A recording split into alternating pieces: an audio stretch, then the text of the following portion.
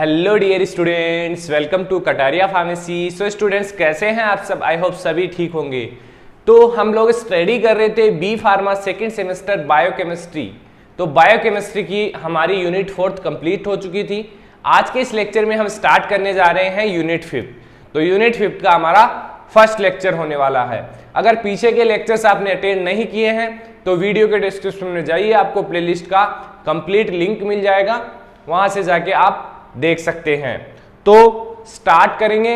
Start करने से पहले अगर आप चैनल पे न्यू है तो चैनल को सब्सक्राइब जरूर करें, बिकॉज सभी सेमेस्टर के लेक्चर्स आपको यहाँ पे मिलने वाले हैं। अभी आप हमारे साथ जुड़ जाइए, 8 सेमेस्टर तक आपको कहीं जाने की जरूरत नहीं पड़ने वाली है। तो पिछले ऑलरेडी 3 सब्जेक्ट्स के लेक्चर ऑलरेडी कंप्लीट होने वाले हैं। देन एक सब्जेक्ट बचेगा, उसको हम कवर करेंगे नेक्स्ट मंथ में। तो बात करेंगे आज के इस टॉपिक में एंजाइम के बारे में। एंजाइम क्या होते हैं, क्या प्रॉपर्टीज होती है, क्या काम करते हैं, क्या इनका नोमेनक्लेचर और क्लासिफिकेशन होता है, ये आज के इस लेक्चर में हम देखने वाले हैं। तो सबसे पहले जान लेते हैं। तो जो एंजाइम होते हैं वो एक कैटालिस्ट के रूप में काम करते हैं। बेसिकली सेल्स के अंदर प्रेजेंट है और रिएक्शन को कैटालाइज करते हैं। आपने देखा होगा जो भी रिएक्शन देखते हैं आप पीछे, अब बायोकेमिस्ट्री अब स्टडी कर रहे हैं तो उसमें आपने पीछे रिएक्शंस काफी देखी होगी, पाथवेज आपने देखे होंगे। तो जहां भी कैटाबोलिज्म आ रहा था, सिंथेसिस आ रहा था, बायोसिंथेसिस आ रहा था, वहां पे रोल आ रहा था किसका? एंजाइम का।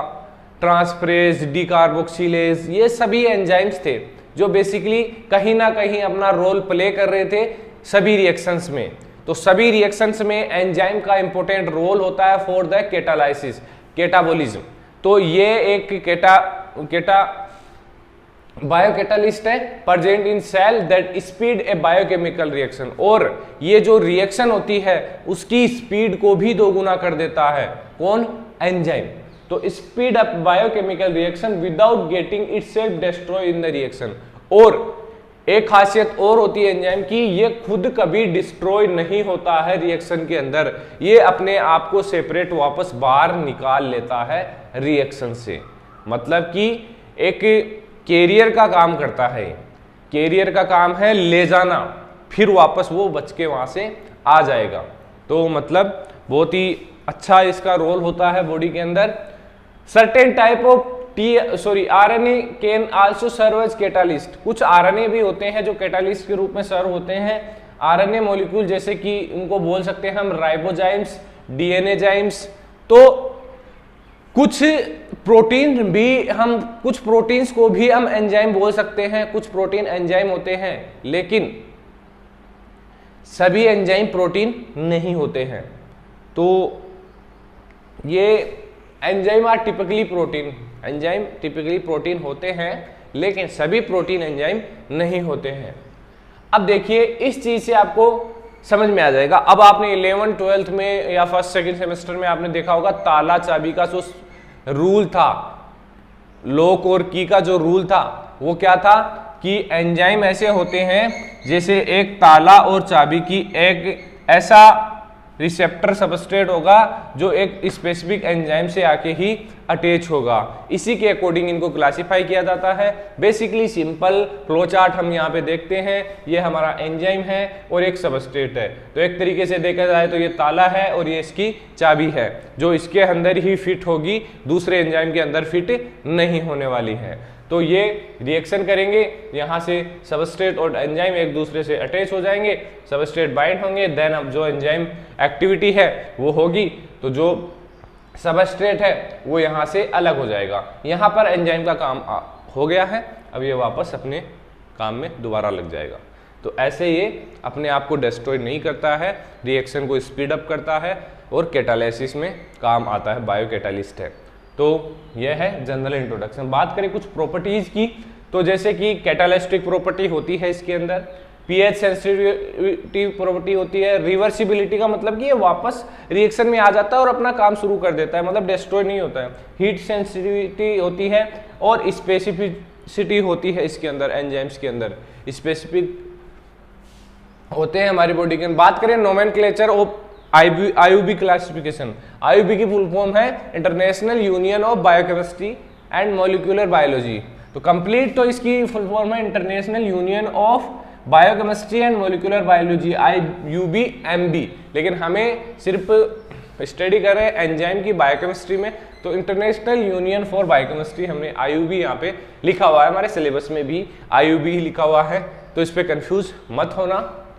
The nomenclature committee of International Union of Biochemistry and Molecular Biology adopt rule in 1992 for the systemic classification and designation of enzyme based on reaction। इस कमेटी ने एंजाइम को बेस्ड ऑन रिएक्शन स्पेसिफिसिटी इनको classify किया था based on chemical reaction की, कैसी कैसी chemical reaction में कौन कौन से एंजाइम इन्वॉल्व होंगे। तो बेसिकली 6 टाइप में इन्होंने क्लासीफाई किया था।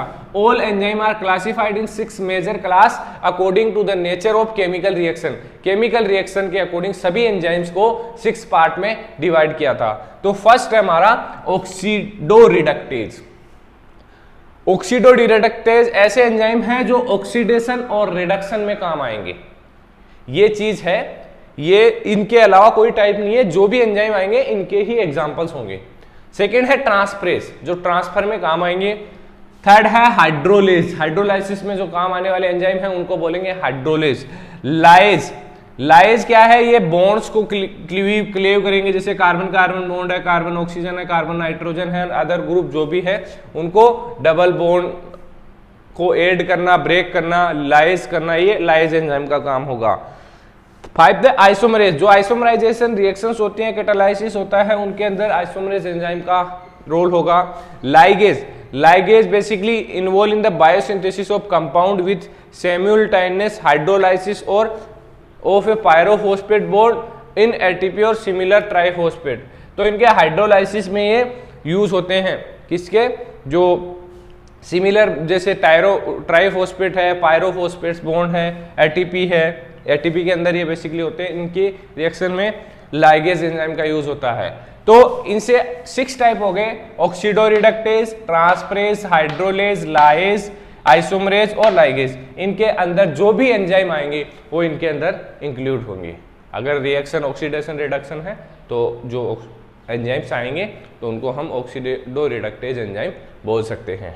तो आई होप ये जनरल इंट्रोडक्शन आपको समझ में आया होगा।